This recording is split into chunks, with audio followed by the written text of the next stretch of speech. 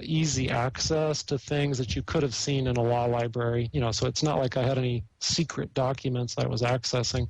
It just made it easier.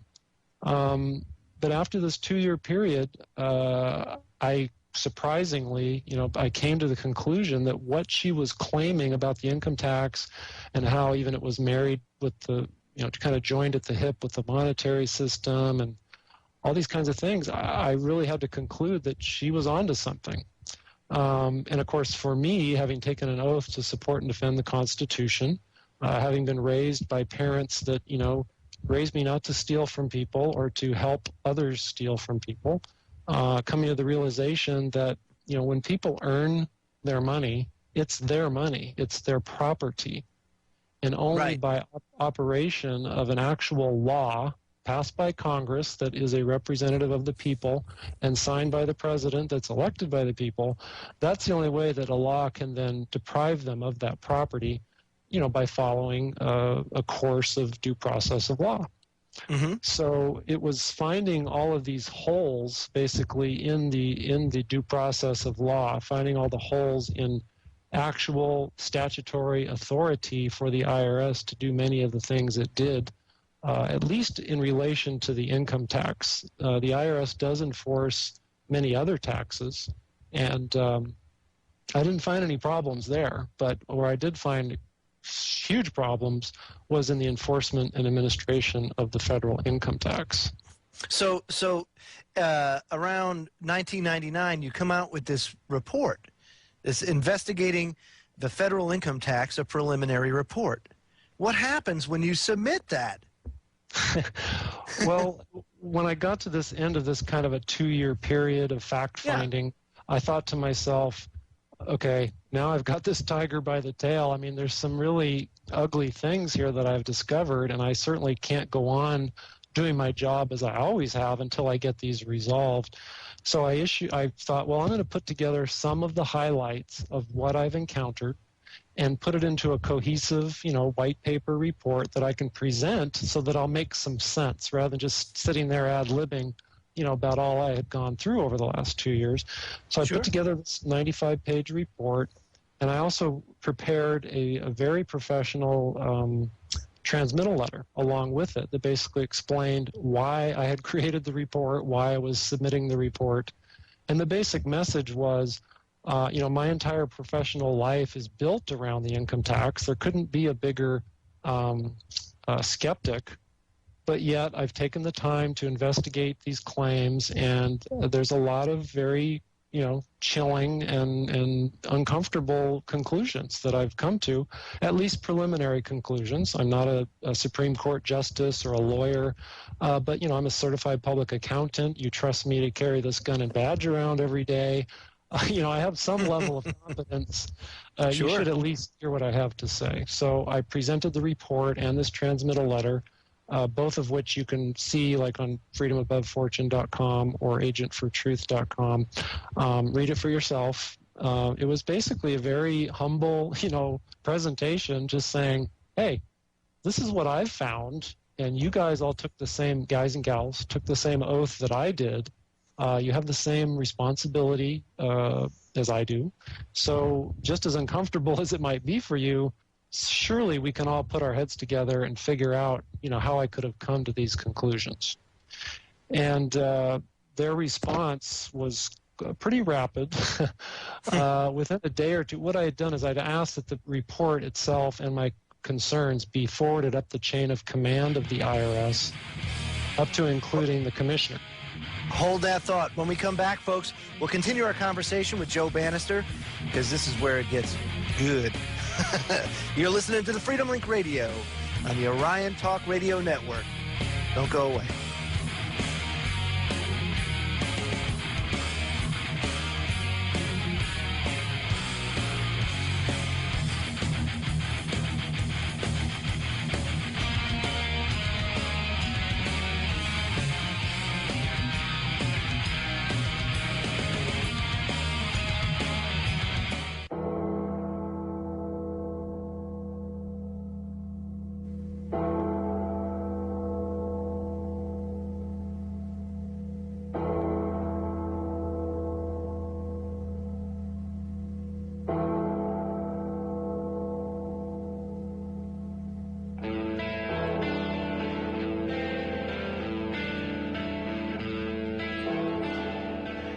The income tax, folks.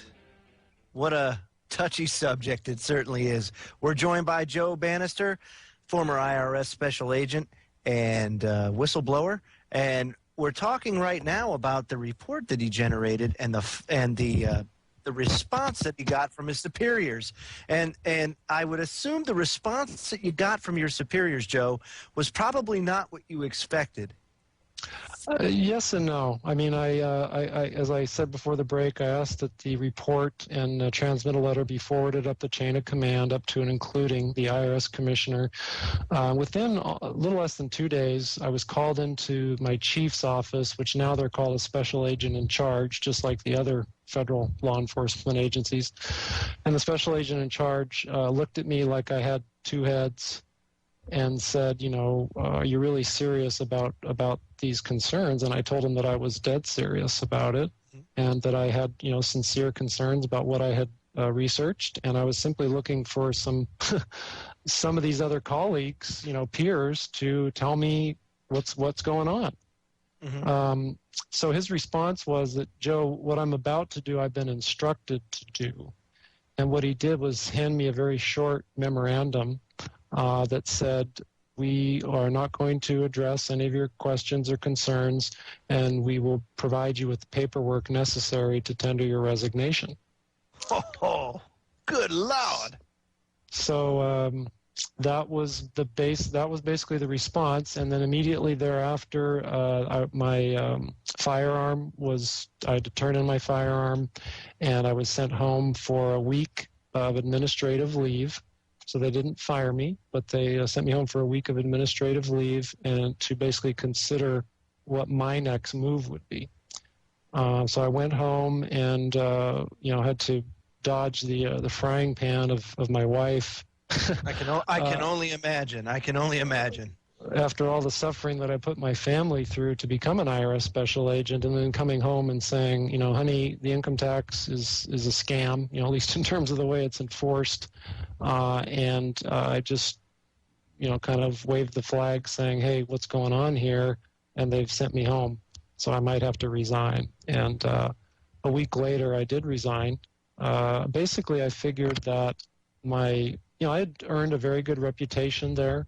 And I wanted to keep that reputation intact, because I felt that the only way that I'd ever be believed is if I had a good reputation. And if I stayed around there and let them destroy my reputation, which I had seen evidence of them doing to other people, that it might be a better idea for the long term and long-term credibility to resign. So I did resign. It was February 25th, 1999, which just so happened to be my birthday.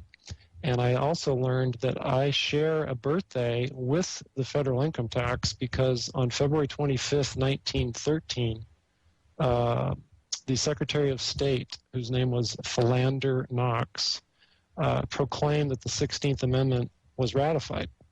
Of course, there's evidence strongly indicated that it was not ratified, but it was proclaimed to be ratified on February 25th, 1913. And I was born 50 years later on February 25th, 1963. And then I resigned on February 25th, 1999. Wow. So it was like karma. Yeah, well, I'm Catholic, but I don't believe in karma, but I do believe that God has a destiny for us all. And let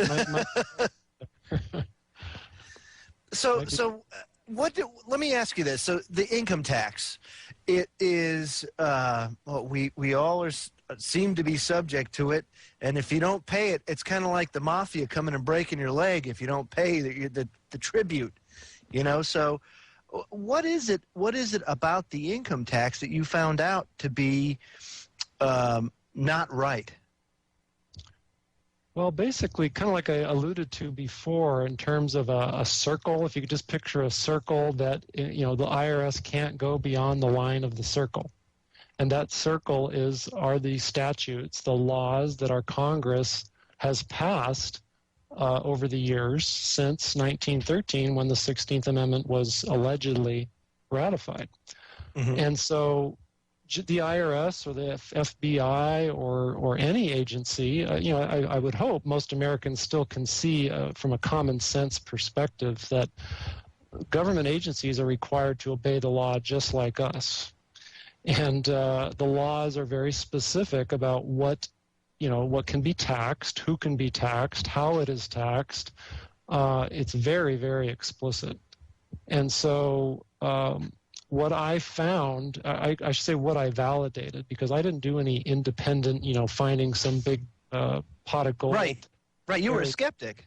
I was a skeptic. I was just looking and trying to basically debunk these people who claim that, the average American isn't even liable to pay the income tax, that there's no statute in the entire thick Internal Revenue Code that makes the average American liable, that the average American who's just working for a living, trading their time for a paycheck, is not making any income, because the word income actually has a constitutional definition.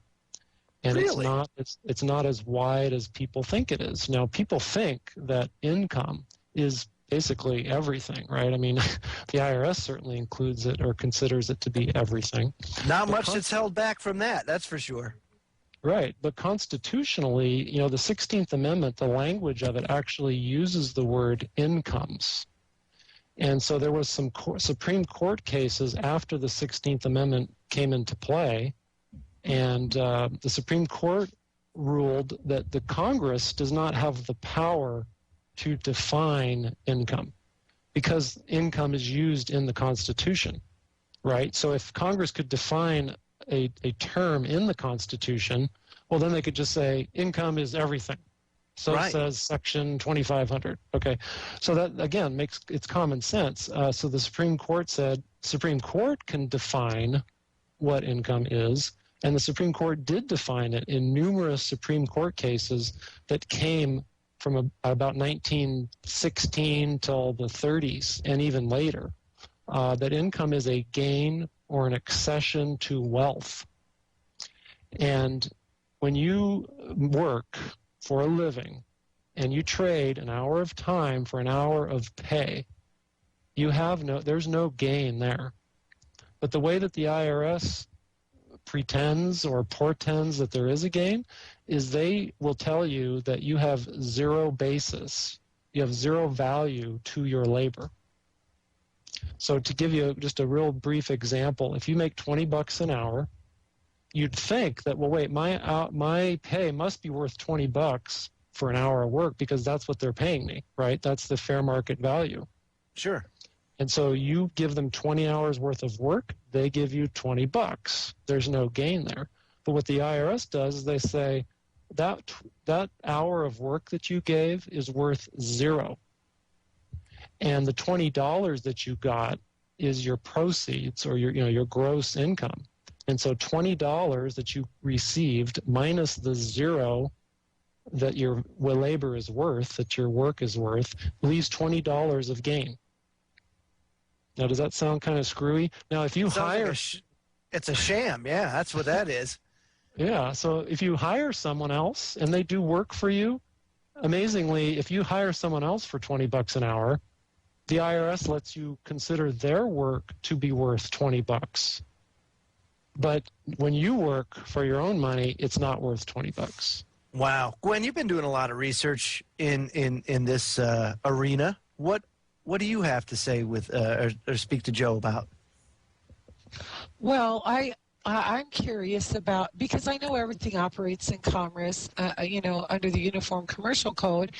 So my question is, are we being dragged into court and afraid to pay our taxes based on, we're voluntary taxpayers, so when do we become a criminal tax evader? And then I realized we're putting our signature on a W-4 form when we get any job. And so that's our contract. So are we in violation because we violated a contract to be a voluntary taxpayer, or do we really owe these jackbooted thugs money? Well, in my opinion, we definitely, many times, very, very